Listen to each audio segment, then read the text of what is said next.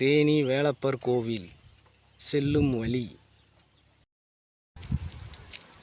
இந்த வழி வந்தீங்கன்னாக்கா உங்களுக்கு தேனியிலேருந்து காணாவளப்பு வழியாக இந்த வழி வேலப்பர் கோவிலுக்கு போகலாம். அதேமாரி இங்கிட்ட எடுத்துக்கிட்டிங்களாக்க தேனியிலேருந்து பார்த்தீங்கன்னாக்க உங்களுக்கு இந்த பக்கம் பாதை வழி கண்டம்னூர்லேருந்து தேனி வேலப்பர் கோவில்